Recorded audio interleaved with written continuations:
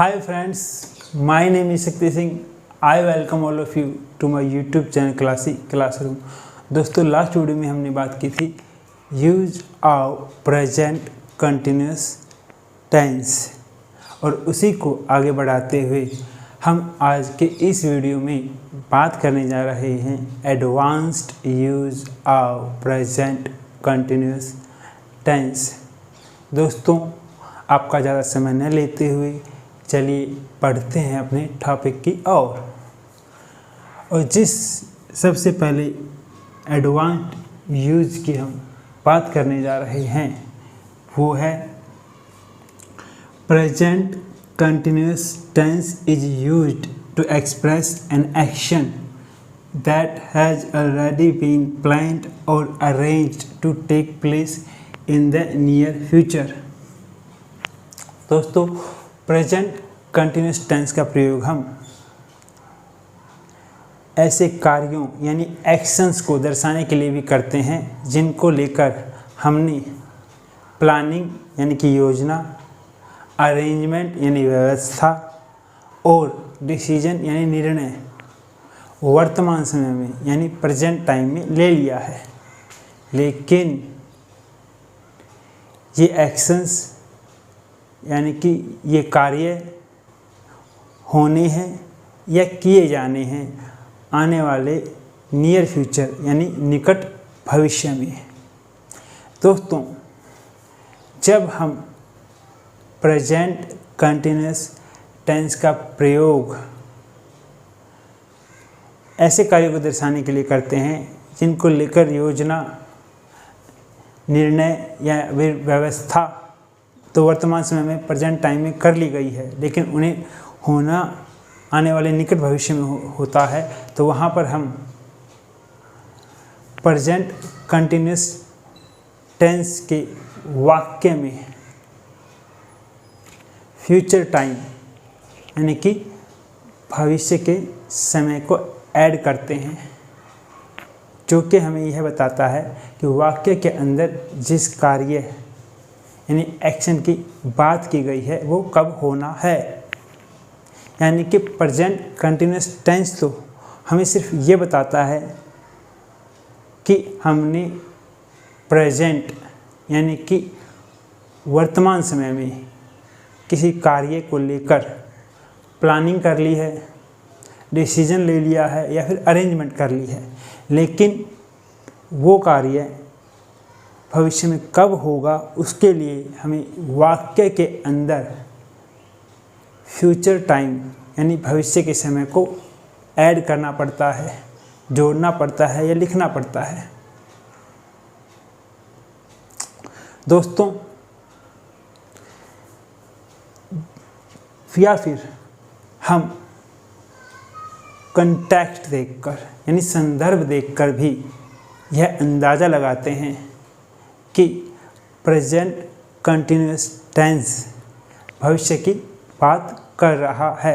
यानी कि सामने वाला जब कोई बात कहता है तो पहले हम उसकी बात को समझते हैं कि वह क्या बात कह रहा है, फिर उसकी बात को समझकर हम यह अंदाज़ा लगाते हैं कि जो वह बात कह रहा है वो भविष्य में होने वाली है। यानी कंटेक्स्ट समझकर भी हम यह पता लगाते हैं कि प्रेजेंट कंटिन्यूस टेंस का प्रयोग भविष्य में होने वाले कार्य को दर्शाने के लिए किया जा रहा है, जिसको लेकर प्लानिंग वर्तमान समय में या फिर कहीं डिसीजन, निर्णय या अरेंजमेंट व्यवस्था वर्तमान समय में कर ली गई है।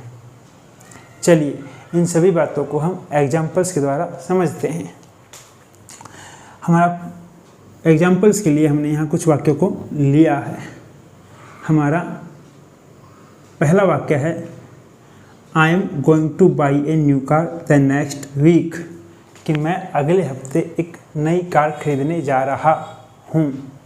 दोस्तों अगर हम वाक्य के इस हिस्से को एक बार वाक्य से निकाल दें, द नेक्स्ट वीक जो कि एक फ्यूचर का टाइम है, भविष्य का समय है, इसको हम अगर वाक्य से निकाल दें तो हमारा वाक्य बनता है I am going to buy a new car, कि मैं एक नई कार खरीदने जा रहा हूँ।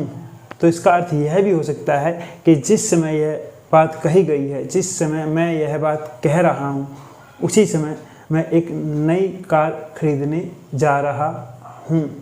लेकिन अगर हम वाक्य के इस हिस्से को ध्यान में रखते हुए वाक्य के इस हिस्से का अर्थ निकालें तो वो होगा कि मैंने वर्तमान समय में, प्रेजेंट टाइम में नई कार खरीदने की योजना बनाई है, प्लानिंग की है, या फिर कहें डिसीजन लिया है, यानी कि निर्णय किया है।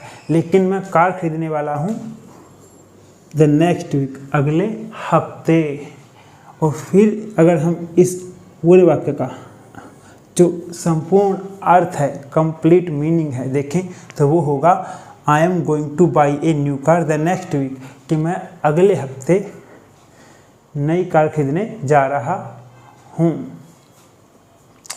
इसी तरह हमारा दूसरा एग्जाम्पल है I am watching A movie tonight, कि मैं आज रात एक मूवी देख रहा हूँ, या मैं आज रात एक मूवी देखने वाला हूँ। दोस्तों, अगर हम इस टुनाइट वर्ड को वाक्य से निकाल दें तो वाक्य का अर्थ बनता है I am watching A movie, कि मैं एक मूवी देख रहा हूँ। मतलब मैं जिस समय बात कह रहा हूँ उसी समय मैं एक मूवी देख रहा हूँ। लेकिन अगर हम इस वर्ड को, यानी एडवर्ब ऑफ टाइम, जो कि एक भविष्य का समय बता रहा है, इसको ध्यान में रखते हुए हम वाक्य के इस हिस्से का अर्थ निकालें, तब इस हिस्से का जो अर्थ होगा I am watching A movie, इस हिस्से का जो अर्थ होगा वो होगा कि मैं एक मूवी देखने वाला हूँ, या मैं एक मूवी देखने जा रहा हूँ। कब? टुनाइट, आज रात।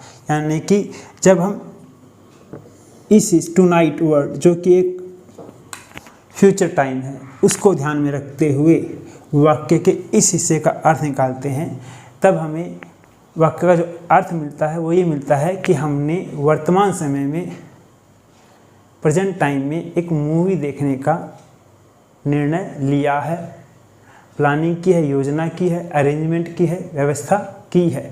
लेकिन हम मूवी देखने वाले हैं आज रात। इसी तरह हमारा तीसरा एग्जाम्पल है we are meeting today in the evening, हम आज शाम को मिलने जा रहे हैं। तो यहाँ से भी अगर हम इस टाइम को, जो कि फ्यूचर का टाइम है, उसको वाक्य से निकाल दें तो वाक्य का अर्थ हो सकता है वी आर मीटिंग, हम मिल रहे हैं। यानी कि जिस समय हम यह बात कह रहे हैं उसी समय हम एक दूसरे से मिल रहे हैं। लेकिन अगर हम वाक्य के इस हिस्से को ध्यान में रखते हुए वाक्य के इस हिस्से का अर्थ निकालें, वी आर मीटिंग, हम मिल रहे हैं या हम मिलने वाले हैं, तब वाक्य का यह हिस्सा जो अर्थ देगा, मीनिंग देगा, वो ये होगा कि हमने वर्तमान समय में एक दूसरे से मिलने की प्लानिंग कर ली है, योजना बना ली है, अरेंजमेंट कर ली है, व्यवस्था कर ली है। और हम कब मिलने वाले हैं? टुडे इन द इवनिंग, आज शाम को। इसी तरह हमारा फोर्थ एग्जाम्पल है they are going to visit their home town next month, वे अगले महीने अपने गृह नगर जा रहे हैं। तो यहाँ भी अगर हम इस फ्यूचर टाइम को वाक्य से निकाल दें और इस वाक्य का अर्थ देखें, they are going to visit their home town, कि वे अपने गृह नगर जा रहे हैं, तो इसका अर्थ यह भी हो सकता है कि वो जिस समय यह बात कह रहे हैं वो उसी समय अपने गृह नगर जा रहे हों। लेकिन अगर हम इस फ्यूचर टाइम को ध्यान में रखते हुए वाक्य के इस हिस्से का अर्थ निकालें तो वाक्य के इस हिस्से का अर्थ होगा they are going to visit their home town, वो अपने गृह नगर जा रहे हैं या जाने वाले हैं। यानी कि वाक्य का यह हिस्सा हमें यह बताएगा कि उन्होंने अपने गृह नगर जाने की प्लानिंग योजना बना ली है, डिसीजन ले लिया है, निर्णय ले लिया है। लेकिन वो कब जाने वाले हैं? नेक्स्ट मंथ, अगले महीने। तो यहाँ पर हमें यह समझ में आया कि जब हम प्रेजेंट कंटिन्यूअस टेंस का प्रयोग ऐसे कार्यों यानी एक्शंस को दर्शाने के लिए करते हैं जिनको लेकर हमने प्लानिंग, डिसीजन, अरेंजमेंट तो प्रेजेंट टाइम में यानी वर्तमान समय में कर ली है, लेकिन उन्हें होना निकट भविष्य में होता है, तो वहाँ पर हमें वाक्य के अर्थ वाक्य में दिए गए फ्यूचर टाइम को ध्यान में रखते हुए निकालना पड़ता है। और यहाँ पर जो प्रेजेंट कंटिन्यूअस टेंस है वो हमें यह बता रहा होता है कि हमने प्रेजेंट टाइम में वर्तमान समय में किसी कार्य, किसी एक्शन को लेके प्लानिंग की है, डिसीजन लिया है, अरेंजमेंट किया है। और फ्यूचर टाइम हमें यह बता रहा होता है कि वो कार्य, वो एक्शन कब होना है। लेकिन दोस्तों कभी कभी ऐसा भी होता है कि प्रेजेंट कंटिन्यूअस टेंस में आपको फ्यूचर टाइम, भविष्य का समय देखने को नहीं मिलता। वहाँ पर आपको कंटेक्स्ट समझकर यह पता लगाना होता है, यह समझना होता है कि आपका जो प्रेजेंट कंटिन्यूअस टेंस है कहीं वो भविष्य की बात तो नहीं कर रहा। यानी उसका जो जर्नल यूज होता है प्रेजेंट कंटिन्यूअस टेंस का वो ये होता है कि जो आप कह रहे हो उस समय वही आपके सामने हो रहा है या कहीं और हो रहा है। यह प्रेजेंट कंटिन्यूअस टेंस का जर्नल यूज होता है। लेकिन ये जब आप प्रेजेंट कंटिन्यूअस टेंस का यूज कर रहे हो तो ये भी संभव है कि प्रेजेंट कंटिन्यूअस टेंस फ्यूचर की बात कर रहा हो, चाहे उसमें फ्यूचर टाइम ना दिया गया हो। तो वहाँ पर आपको कंटेक्स्ट समझना होता है, संदर्भ समझना होता है। चलिए इसे हम अपने लास्ट एग्जाम्पल से समझते हैं। हमारा लास्ट एग्जाम्पल है he will go to New Delhi soon, वह जल्द ही नई दिल्ली जाएगा। He is going to visit Red Fort there, और वो वहाँ रेड फोर्ट देखने जा रहा है, या रेड फोर्ट यानी लाल किला घूमने जा रहा है। तो यहाँ पर देखिए इस वाक्य के अंदर ये प्रेजेंट कंटिन्यूअस टेंस का वाक्य है। He is going to visit Red Fort there, कि वह वहाँ रेड फोर्ट देखने जा रहा है यानी लाल किला देखने जा रहा है। तो लेकिन इस वाक्य के अंदर आपको कोई भी फ्यूचर टाइम नहीं दिया गया, जिससे आपको यह अंदाज़ा लगे कि यह जो वाक्य है एक ऐसे कार्य के बारे में बता रहा है जिसकी प्लानिंग, डिसीजन या अरेंजमेंट प्रेजेंट टाइम में की गई है, लेकिन वो होने वाला निकट भविष्य में है, आने वाले नियर फ्यूचर में है। वो आपको कंटेक्स्ट से समझना होगा, संदर्भ से समझना होगा। आपको देखना होगा कि इस वाक्य से पहले कौन सा वाक्य कहा गया है। पहले जो वाक्य कहा गया है वो है he will go to New Delhi soon, कि वह जल्द ही नई दिल्ली जाएगा। ये वाक्य भविष्य का है और इसके बाद यह कार्य होगा। पहले वो नई दिल्ली जाएगा और फिर वो वहाँ पर रेड फोर्ट यानी लाल किला घूमने जाएगा। यानी कि सबसे पहले यह कार्य होगा जो कि फ्यूचर का है। He will go to New Delhi soon, वह जल्द ही नई दिल्ली जाएगा। यह कार्य पहले होगा जो कि भविष्य का है। अगर ये कार्य अभी नहीं हुआ है और ये कार्य भविष्य का है तो इसके बाद जितने भी कार्य होंगे वो भी भविष्य के होंगे। यानी कि ये कार्य जो इसके बाद होगा ये भी भविष्य का है। तो he is going to visit Red Fort there, और वह वहाँ पर लाल किला घूमने जा रहा है या लाल किला घूमने जाने वाला है, तो ये कार्य भी भविष्य का है। यानी कि इस वाक्य को हमें इस वाक्य के साथ जोड़ के देखना होगा, हमें कंटेक्स्ट समझना होगा, संदर्भ समझना होगा कि he will go to New Delhi soon, वह नई दिल्ली जल्द ही जाएगा। ये कार्य, यह वाक्य भविष्य का है और पहले वो नई दिल्ली जाएगा, उसके बाद वो वहाँ पर लाल किला घूमने जाने वाला है। यानी कि ये जो कार्य है दूसरे वाक्य में, इसको लेकर अभी योजना ही बनी है, जो कि इस कार्य के पहले वाक्य के पहले वाक्य में जो कार्य दिया गया है उसके बाद होगा। तो ये भविष्य का है, तो ये भी भविष्य का है। यानी यहाँ पर कंटेक्स्ट समझने की ज़रूरत है। चलिए, मैं आशा करता हूँ कि आपको प्रेजेंट कंटिन्यूअस टेंस के पहले एडवांस्ड यूज़ के बारे में पता चला होगा और आपको यह यूज़ अच्छी तरह समझ में आ गया होगा। अब हम आगे बढ़ते हैं।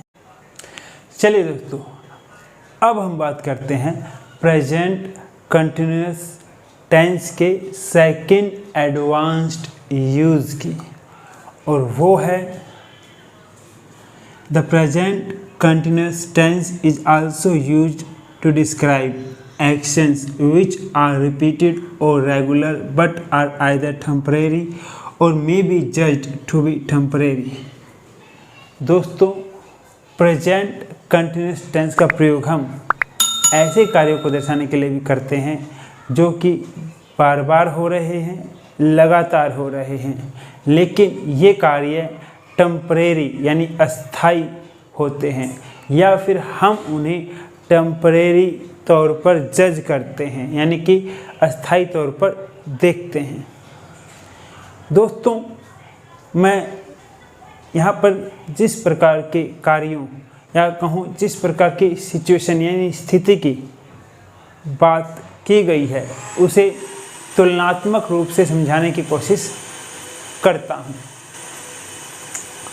दोस्तों, जैसा कि हम पहले डिस्कस कर चुके हैं, अगर कोई कार्य पास्ट में एक बहुत लंबे समय से लगातार होता हुआ आ रहा हो, बार बार होता हुआ आ रहा हो, और वैसे ही वो प्रेजेंट में लगातार या बार बार होता हुआ दिखाई दे रहा हो, तो हम उसे परमानेंट सिचुएशन कहते हैं। यहाँ पर बार बार हो रहे, लगातार हो रहे कार्य का कोई लिमिटेड टाइम पीरियड नहीं होता। वो पता नहीं पास्ट में कब से बार बार होता हुआ आ रहा है, लगातार होता हुआ आ रहा है, लेकिन जिस प्रकार के कार्यों की या जिस प्रकार की सिचुएशन की हम यहाँ बात कर रहे हैं उनका एक लिमिटेड टाइम पीरियड है, एक सीमित समय अवधि है, और उसी लिमिटेड टाइम पीरियड के दौरान हमें यहाँ पर कार्य बार बार होते हुए दिखाई दे रहे हैं, लगातार होते हुए दिखाई दे रहे हैं।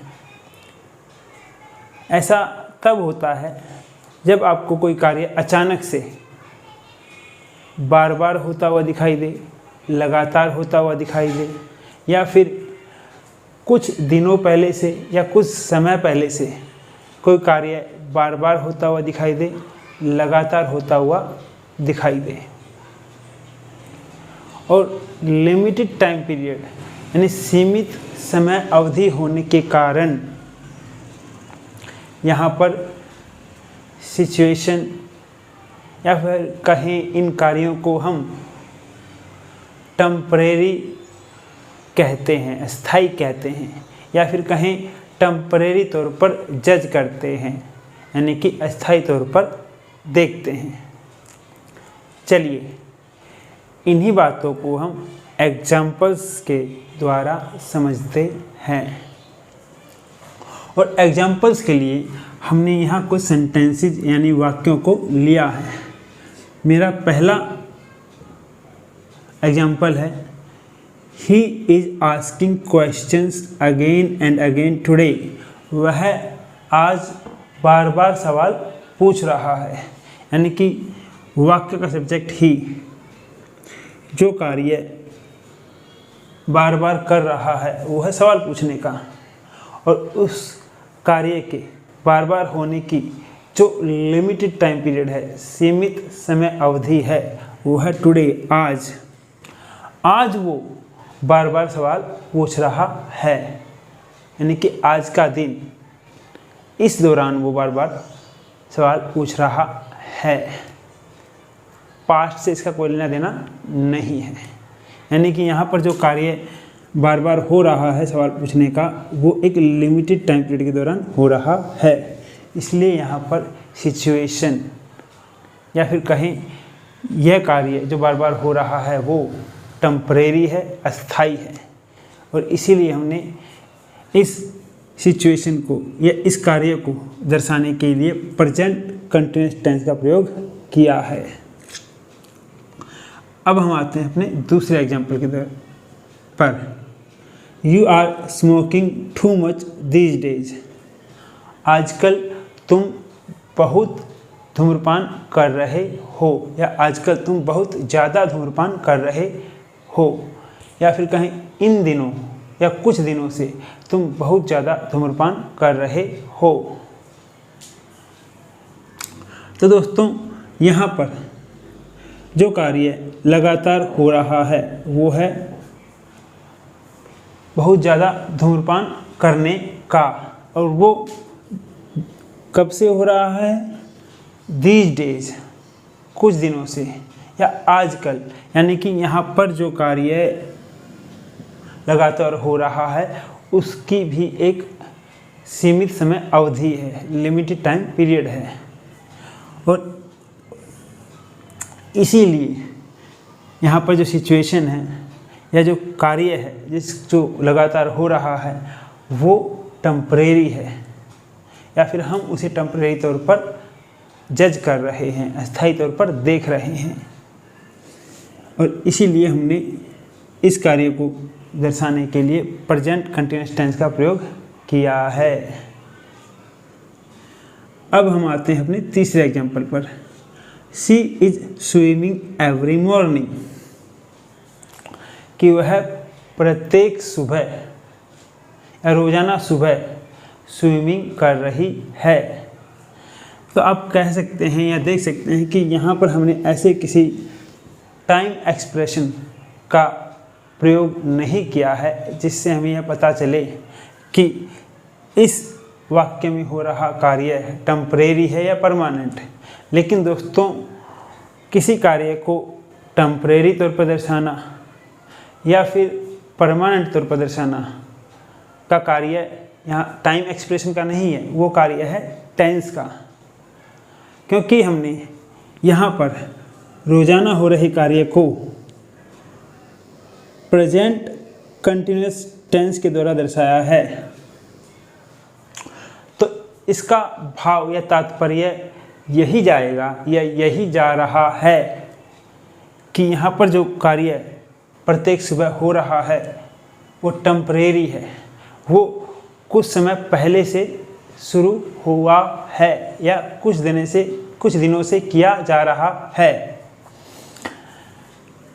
अगर मैं इसी वाक्य को या इस वाक्य में जो कार्य किया जा रहा है उसको प्रेजेंट इनडेफिनिट टेंस से दर्शाऊं तो सिचुएशन बदल जाएगी। जैसे कि शी स्विम्स एवरी मॉर्निंग,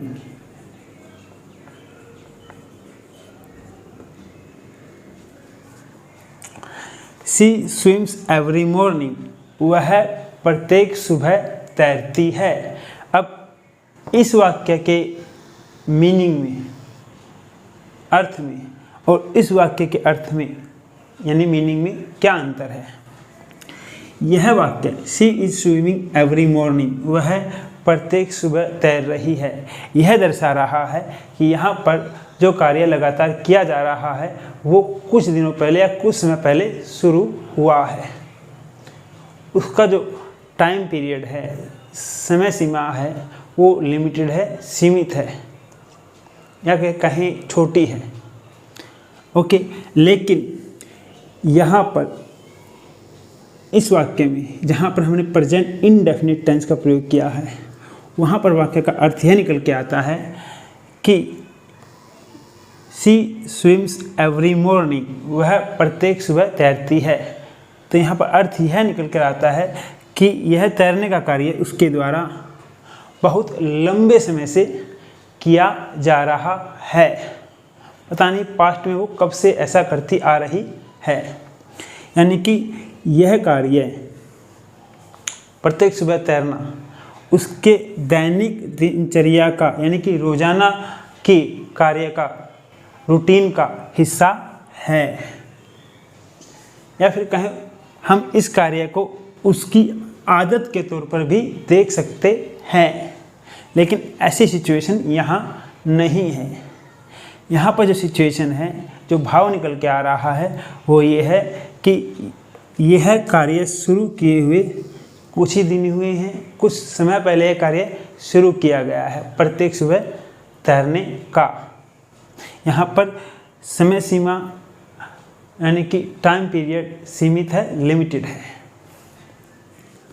चलिए, यहाँ से आपको पता चल गया कि वाक्य के अंदर सिचुएशन टेम्परेरी है या परमानेंट है, यह दर्शाने का कार्य टेंस का होता है, उसके अंदर दिए गए टाइम एक्सप्रेशन का नहीं। अब हम बढ़ते हैं अपने लास्ट एग्जाम्पल की ओर। हमारा लास्ट एग्जाम्पल है why is he hitting the dog, वह कुत्ते को क्यों मार रहा है या सता रहा है। तो यहाँ पर सिचुएशन ऐसी है कि हमने अचानक से किसी व्यक्ति को ही, जो वाक्य का सब्जेक्ट है, उसे कुत्ते को लगातार मारते हुए देखा है या सताते हुए देखा है।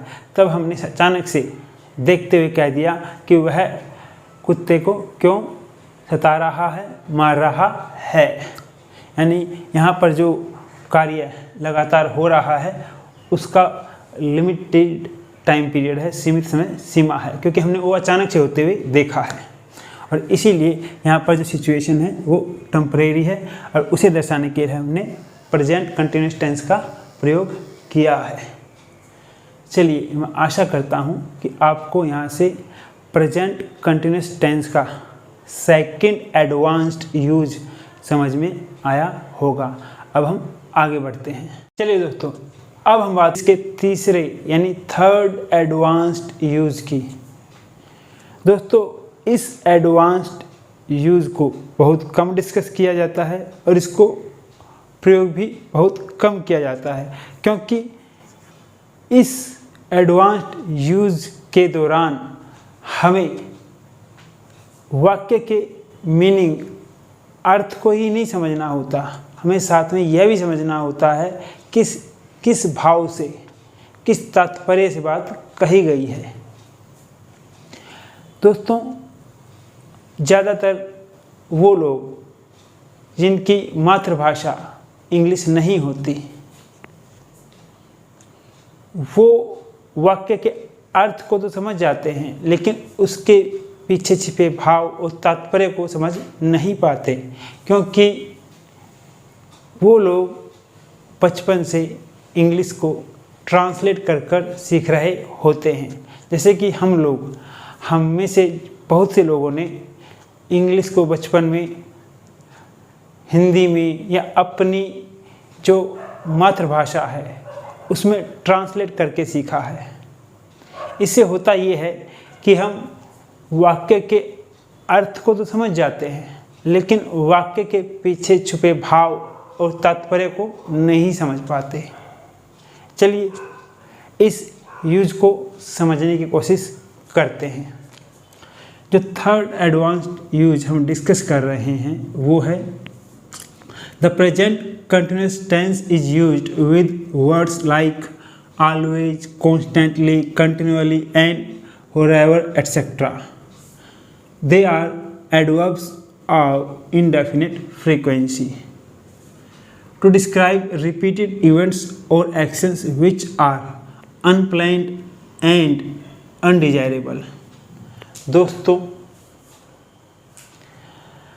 प्रेजेंट कंटिन्यूअस टेंस का प्रयोग हम कुछ वर्ड्स जैसे कि ऑलवेज, कॉन्स्टेंटली, कंटिन्यूअली, फॉरएवर आदि के साथ करते हैं और ये एडवर्ब्स ऑफ इनडेफिनिट फ्रीक्वेंसी कहलाते हैं।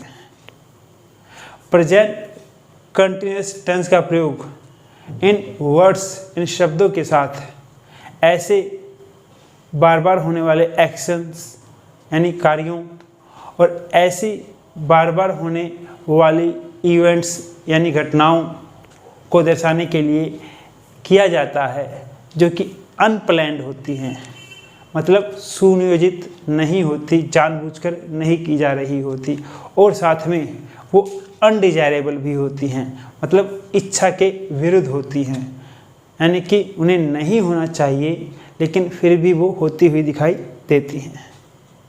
अब ये जो घटनाएं जिनका हम यहाँ जिक्र कर रहे हैं, जो बार बार होती हुई दिखाई दे रही हैं और जो कार्य बार बार होते हुए दिखाई दे रहे हैं, वो किसके लिए अनप्लैन्ड है और किसकी इच्छा के विरुद्ध हो रहे हैं? दोस्तों, वो व्यक्ति है वाक्य का स्पीकर, यानी कि जो सेंटेंस बोल रहा है, जो बात कह रहा है, वो। ये घटनाएं, ये कार्य बार बार बात कहने वाले की इच्छा के विरुद्ध होते हुए दिखाई देते हैं। ये उसके लिए अनप्लैन्ड होती हैं, मतलब उसे ये अचानक से होती हुई दिखाई देती हैं। चलिए, इन सभी बातों को या फिर कहूँ इस प्रयोग को हम एग्जाम्पल्स के द्वारा समझते हैं और एग्जाम्पल्स के लिए मैंने यहाँ पर कुछ वाक्यों को लिया है। दोस्तों, यहाँ पर हमें बात कहने के भाव को, तात्पर्य को भी समझना है, सिर्फ अर्थ को ही नहीं समझना। हमारा पहला वाक्य है, हमारा पहला सेंटेंस है, दे आर कॉन्स्टेंटली डिस्टर्बिंग अस। वे हमें बार बार तंग कर रहे हैं, यानी कि जो स्पीकर बोल रहा है वो गुस्से में है, नाराज है और वो तंग आकर ये कह रहा है वे हमें बार बार तंग कर रहे हैं, यानी कि उसको ये जो लोग हैं जो उन्हें तंग कर रहे हैं, हो सकता है कि ये उस स्पीकर को जो ये बात कह रहा है उसको जानबूझकर तंग ना कर रहे हों, मतलब ये जो बार बार तंग करने वाली घटना हो रही है, लगातार तंग करने वाली घटना हो रही है, यह प्लान ना हो, स्पीकर को ऐसा लग रहा है, लेकिन फिर भी वो अपनी नाराज़गी जताते हुए कह रहा है वे हमें लगातार तंग कर रहे हैं, बार बार तंग कर रहे हैं। इसी तरह हमारा दूसरा एग्जाम्पल है, you are forever finding faults with others.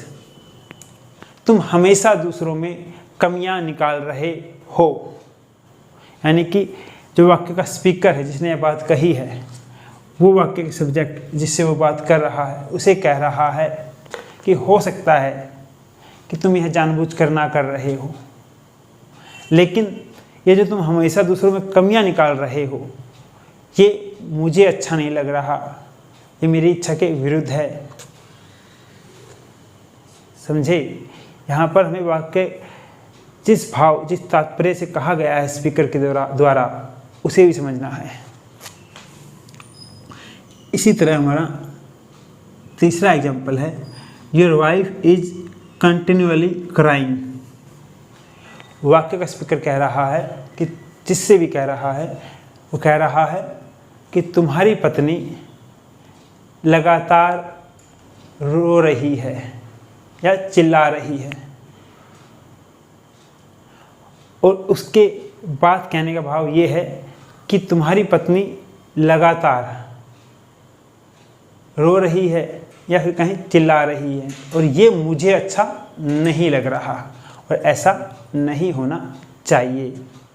उसके पाथ कहने का भाव ये है। इसी तरह हमारा फोर्थ एग्जाम्पल है, I am always losing my car keys, I really must get one big की रिंग। यहाँ पर वाक्य का स्पीकर, जो वाक्य का सब्जेक्ट भी है आई, वो कह रहा है मैं बार बार अपनी कार की चाबियाँ खो दे रहा हूँ या फिर गुम कर रहा हूँ, यानी कि वो इस बात से नाराज़ है, दुखी है, उस भाव में यह बात कह रहा है। यानी कि यह जो घटना यहाँ हो रही है, बार बार चाबियाँ गुम करने की उसके द्वारा, उससे वह नाराज़ है, उसकी इच्छा के विरुद्ध यह कार्य हो रहा है और उससे नाराज़ होकर कह रहा है कि मैं बार बार अपनी चाबियाँ खो दे रहा हूँ, गुम कर दे रहा हूँ, मुझे वास्तव में एक बड़ा चाबियों का छल्ला खरीद लेना चाहिए। I really must get one big की रिंग। चलिए दोस्तों, मैं आशा करता हूँ कि आपको प्रेजेंट कंटिन्यूअस टेंस का यह थर्ड एडवांस्ड यूज भी समझ में आ गया होगा। दोस्तों, अगर इस वीडियो में आपको कुछ भी नया सीखने को मिला हो तो इस वीडियो को ज़्यादा से ज़्यादा शेयर कीजिए ताकि यह वीडियो दूसरे लोगों तक पहुँचे और उन्हें भी कुछ नया सीखने को मिले और इंग्लिश को लेके उनकी समझ और बेहतर हो। इस वीडियो को ज़्यादा से ज़्यादा लाइक भी करें और इस वीडियो में हमने जो नॉलेज, जो इन्फॉर्मेशन आपको दी है, उसको लेकर आपके मन में कोई डाउट है तो आप कमेंट बॉक्स में हमसे अपना सवाल लिखकर पूछ सकते हैं। और हमेशा एक बात याद रखिए, the more you know the more you grow. जितना आप सीखते हैं, जितना ज़्यादा आप जानते हैं, उतना ही ज़्यादा आप अपनी ज़िंदगी में आगे बढ़ते हैं। Thank you.